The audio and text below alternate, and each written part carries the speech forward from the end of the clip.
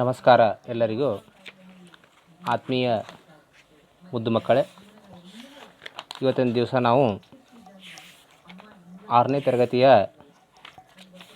3ನೆಯ ಪಾಠ, ಸಮಾಜ ವಿಜ್ಞಾನ ವಿಷಯದ 3ನೆಯ ಪಾಠ ಆರಂಭಿಕ ಸಮಾಜ ಎಂಬುವ ಒಂದು ಪಾಠದ ಕುರಿತು ಅಭ್ಯಸಿಸೋಣ.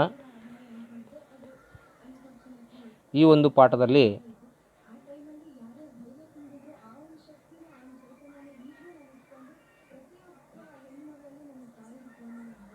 ಒಂದು ಪಾಠದಲ್ಲಿ ನಾವು ಭೂಮಿಯ ಉಗಮ ಮತ್ತು ಜೀವಿಗಳ ಬೆಳವಣಿಗೆಯ ಕುರಿತು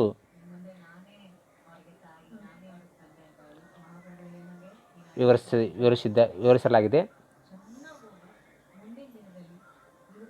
ಈ ಒಂದು ಪಾಠದಲ್ಲಿ ಹಳೆಯ ಶಿಲಾಯುಗ, ಮಧ್ಯಶಿಲಾಯುಗ ಮತ್ತು ನವಶಿಲಾಯುಗಗಳ ಕುರಿತು ಸಂಕ್ಷಿಪ್ತವಾಗಿ ಚರ್ಚಿಸಲಾಗಿದೆ.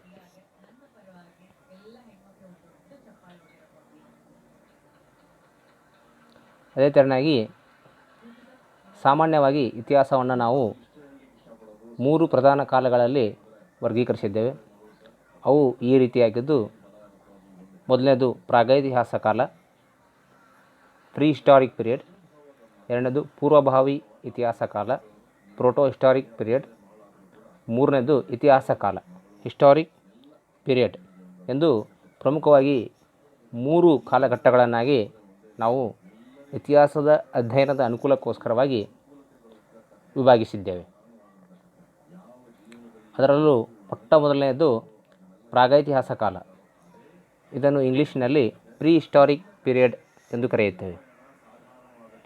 ಯಾವ ಒಂದು ಕಾಲಘಟ್ಟದಲ್ಲಿ ಅಕ್ಷರಗಳ ಪರಿಚಯವೇ ಇಲ್ಲದ ಒಂದು ಸನ್ನಿವೇಶವನ್ನು, ಒಂದು ಕಾಲಘಟ್ಟವನ್ನು ನಾವು ಪ್ರಾಗೈತಿಹಾಸ ಕಾಲ ಎಂದು ಕರೆಯುತ್ತೇವೆ. ಇದಕ್ಕೆ ನಾವು ಉದಾಹರಣೆಯಾಗಿ ಕೊಡುವುದಾದರೆ, ಶಿಲಾಯುಗಗಳ ಒಂದು ಕಾಲದ ಅವಧಿಯನ್ನು ನಾವು ಪ್ರಾಗೈತಿಹಾಸ ಕಾಲದಲ್ಲಿ ಸೇರಿಸಿಕೊಂಡಿದ್ದೇವೆ. ಕಾರಣ ಏನು ಅಂತ ಕೇಳಿದರೆ, ಆ ಒಂದು ಅವಧಿಯಲ್ಲಿ ಮಾನವನಿಗೆ ಅಕ್ಷರಗಳ ಪರಿಚಯವೂ ಇರಲಿಲ್ಲ. ಹೀಗಾಗಿ ಆತನ ಒಂದು ಇತಿಹಾಸವನ್ನು ಅಭ್ಯಸಿಸಬೇಕಾದರೆ ನಮಗೆ ಲಿಖಿತವಾದಂತಹ ಯಾವುದೇ ಆಧಾರಗಳು ಸಿಗದೇ ಇರೋದರಿಂದ ಅದನ್ನು ನಾವು ಪ್ರಾಗೈತಿಹಾಸ ಕಾಲ ಅಂತ ಕರೆಯುತ್ತೇವೆ. ಈ ಪ್ರಾಗೈತಿಹಾಸ ಕಾಲವನ್ನು ನಾವು 3 ಹಂತಗಳಲ್ಲಿ ಅಭ್ಯಸಿಸಬಹುದು. ಅವು ಯಾವುವು ಅಂತ ಕೇಳಿದರೆ, ಮೊದಲನೇದಾಗಿ ಹಳೆಯ ಶಿಲಾಯುಗ, ಎರಡನೇದು ಮಧ್ಯಶಿಲಾಯುಗ, ಮೂರನೇದು ನವಶಿಲಾಯುಗ. ಈ 3 ಹಂತಗಳಲ್ಲಿ ನಾವು ಪ್ರಾಗೈತಿಹಾಸ ಕಾಲವನ್ನು ಅಭ್ಯಸಿಸುತ್ತೇವೆ. ಅದರಲ್ಲಿ ಮೊದಲನೇದಾಗಿ ಹಳೆಯ ಶಿಲಾಯುಗ. ಈ ಕಾಲವು ಮಾನವರ ಇತಿಹಾಸದ ಆರಂಭಿಕ ಹಂತವಾಗಿದ್ದು, ಈ ಕಾಲದ ಮಾನವರು ಹಣ್ಣು ಹಂಪಲುಗಳನ್ನು, ಗಡ್ಡೆ ಗೆಣಸುಗಳನ್ನು ತಿಂದು ಜೀವಿಸ್ತಾಯಿದ್ರು. ಇವರು ಅಲೆಮಾರಿಗಳಾಗಿದ್ದು, ಆಹಾರಕ್ಕಾಗಿ ಒಂದು ಸ್ಥಳದಿಂದ ಇನ್ನೊಂದು ಸ್ಥಳಕ್ಕೆ ಹುಡುಕುತ್ತಾ, ಸಂಚರಿಸುತ್ತಾ ಹಾಗೂ ಮಾರ್ಗ ಮಧ್ಯದಲ್ಲಿ ಗವಿಗಳಲ್ಲಿ, ಕಲ್ಲಾಸರೆಗಳಲ್ಲಿ, ಮರದ ಪೊಟರೆಗಳಲ್ಲಿ ವಾಸಿಸುತ್ತಿದ್ದರು.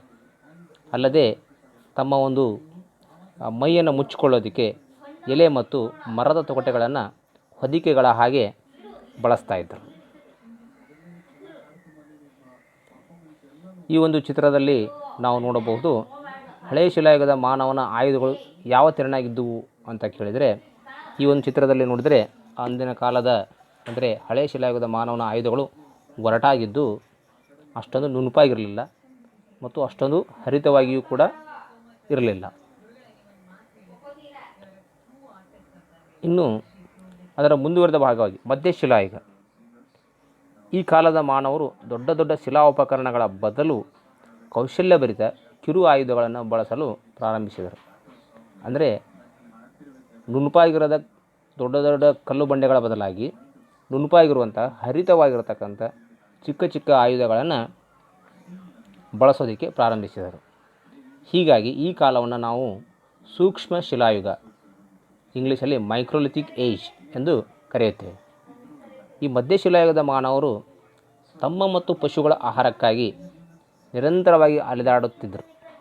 ಜೊತೆಗೆ ಬಿಡುವಿನ ವೇಳೆಯಲ್ಲಿ ಬೀಡು ಬಿಟ್ಟ ಸ್ಥಳಗಳ, ಅಂದರೆ ತಾವು ವಾಸವಾಗಿದ್ದಂಥ ಸ್ಥಳಗಳ ಕಲ್ಲಾಸರೆಗಳ ಮೇಲೆ ಚಿತ್ರಗಳನ್ನು ಬಿಡಿಸುವಂಥ ಕೆಲಸವನ್ನು ಅವರು ಮಾಡ್ತಾಯಿದ್ರು.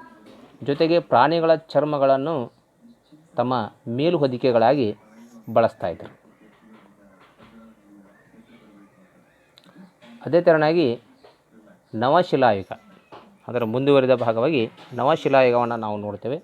ಈ ನವಶಿಲಾಯುಗದ ಮಾನವರು ಆಹಾರಕ್ಕಾಗಿ ಅಲ್ಲಿ ಇಲ್ಲಿ ಅಲೆಯುವುದನ್ನು ಬಿಟ್ಟು ಒಂದೇ ಕಡೆಗೆ ವಾಸವಾಗಿರುವುದಕ್ಕೆ ಪ್ರಾರಂಭ ಮಾಡಿದರು.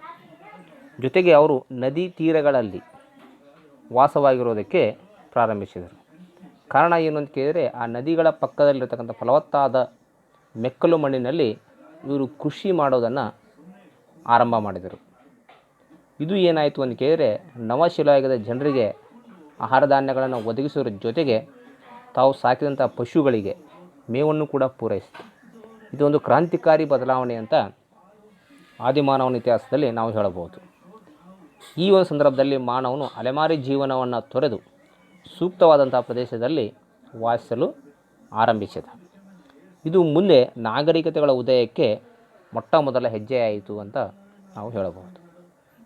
ನಮ್ಮ ದೇಶದಲ್ಲಿ ಅಂದರೆ ಭಾರತದಲ್ಲಿ ಕೃಷಿಯ ಆರಂಭಿಕ ಕುರುಹುಗಳು ನಮಗೆ ಸಿಕ್ಕಿದ್ದು ಎಲ್ಲಿ ಅಂತ ಕೇಳಿದರೆ, ಪಾಕಿಸ್ತಾನದ ಮೆಹರ್ಗರ್ ಅಂತಕ್ಕಂಥ ಒಂದು ನೆಲೆಯಲ್ಲಿ ನಾವು ಆರಂಭಿಕ ಹಂತದ ಅಂದರೆ ಕೃಷಿಯ ಆರಂಭಿಕ ಹಂತದ ಕುರುಹುಗಳನ್ನು ನಾವು ಕಾಣಬಹುದಾಗಿದೆ. ಅದೇ ತೆರನಾಗಿ ನವಶಿಲಾಯುಗದಲ್ಲಿ ಮಾನವನು ಬಳಸಿದಂಥ ಆಯುಧಗಳು ಹೇಗಿದ್ದವು ಅಂತ ಅನ್ನೋದನ್ನು ನಾವು ಈ ಒಂದು ಚಿತ್ರದಲ್ಲಿ ನೋಡಬಹುದಾಗಿದೆ. ನಾವು ಮುಂದಿನ ಅವಧಿಯಲ್ಲಿ ಲೋಹಗಳ ಯುಗದ ಕುರಿತು ಅಭ್ಯಸಿಸೋಣ. ಧನ್ಯವಾದಗಳು.